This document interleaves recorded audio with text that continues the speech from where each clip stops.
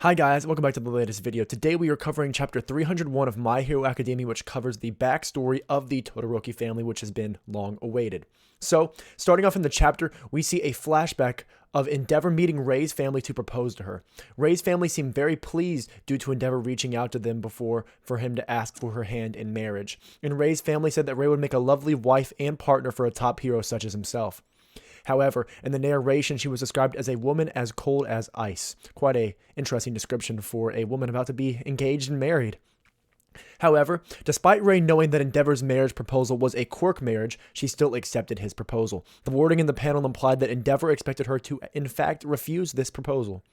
The next panel shows young Endeavor and Rei walking in the park and Rei stopping to enjoy the view of the flowers. Endeavor asked if she likes these flowers, to which she answered yes, they're so pretty. This shows us where Endeavor found these flowers she loved so much that he would continually bring her up until the present. Endeavor then describes Rei as someone so strong, yet might melt and fade if he even touched her. Another very oddly chilling description for a woman about to be married. This is very telling of Rei and kind of the dichotomy she possesses, both as a seemingly loving parent at times, but also a kind of a lost soul. The next panel returns to the present time in where Endeavor was shocked to see Rei, but asked again if she's okay. And as said last chapter, Rei responded, "I'm not okay, that's why I came here." The next panel then shows in the present Dabi after retreating, and Dabi talks to himself, saying that he got burned pretty bad, but he couldn't feel a thing. He thought to himself he knew Endeavor wouldn't die because he's the #1 hero after all, and even if he wanted to die, he wouldn't. Dabi said it was the right time to come out and continued his monologue, saying that he can't wait to see Endeavor's suffering expression and has been a long way up until this point. He continues saying, "Father, Mother, Fuyumi, Natsu, and Shoto, look at me in the pits of hell."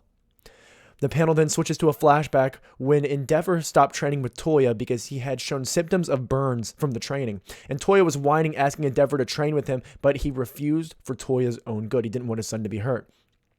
The panel switched to flashbacks of Endeavor and Rei in the hospital, asking about Toya's condition. The doctor explained that his case is an unusual occurrence because the fire quirk kept getting stronger, but at the same time, the ice body gene kept getting stronger as well, meaning his body is suitable for ice and can withstand cold, but his quirk is fire. This shows why Toya is able to be burned. His body isn't made to withstand heat, despite his quirk being fire. The panel switched back to Toya whining about training together and said he can withstand a bit of burning and pain. Little Fuyumi told Toya she'd be worried if he ever got hurt, and Toya got angry and said a girl like her would never understand. Toya said at a young age that he already decided he wanted to surpass All Might and that his dad was the one who lit the fire of this desire. The next panel shows Rei disagreeing with whatever Endeavor was saying because Rei said their kids already knew what he expected of them and that it would be too cruel to acknowledge it and verbalize it. Endeavor looked down and said this is so Toya would give up because no matter what he said, Toya wouldn't stop and he just kept burning himself. This shows Endeavor's care despite always being labeled as an abusive father. He wanted his son to stop training to surpass All Might because of the risk it posed to his body. Endeavor then says out loud, Toya can never surpass All Might. We then see Natsu being born, and the next panel shows Endeavor getting more and more restless and trying to catch up to All Might. And the next panel shows Rei stopping and looking at Endeavor after Shoto's birth, and they were all smiling, but in a very unsettling way. We then see Toya proceeding with training while burning himself, and he tells his father again that he can surpass All Might. And to look, father, I can produce such intense fire. Endeavor then scolds Toya, telling him to stop, and asks why he couldn't understand his father's desire. He told Toya to look at the world outside, to play with his siblings, make friends at school, and that there are a lot of other worlds outside of the hero world, and that he can forget about the hero world and go do something else. Toya then refused and said there's no way he would ever understand because I'm your son. And while he says this, he starts to use his quirk. Rei was walking towards Toya, saying that she should cool him down, and Toya continued by saying there's no way the fire Endeavor had lit in him could ever fade, and there's no way he could ever make it gone.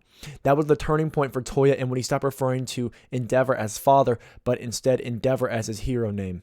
And he tells Endeavor, look at me now. He then tries to attack baby Shoto, who Rei was carrying, and the flashback ends here. And the next panel, we are back in the present with Rei telling Endeavor, you're not the only one who suffers, and you're not the only one who truly didn't look at him as a kid, implying she shares the responsibility of turning Toya into Dabi due to the neglect and the pressure put on him. The chapter ends here, and good God, it was heartbreaking to see Toya vying for his father's attention, vying for his father's approval, and trying to actualize his father's dreams his father couldn't reach himself. Although Endeavor is obviously an imperfect parent, in this chapter we see that he did care about Toya, and he didn't want his son to hurt himself to actualize his dream that Endeavor has always sought for. And at the same time, we see the fiery passion that Toya carries just like his father, and the refusal to change his stance on anything he sets his mind to. This chapter was long overdue in my opinion. I personally love reading chapters that give so much backstory on our characters, especially the Todoroki family, who is now such a central figure of the entire show. So guys, this was a phenomenal chapter, and if you liked this video, I encourage you to like, comment, and subscribe. And as always guys, I'll see y'all next time.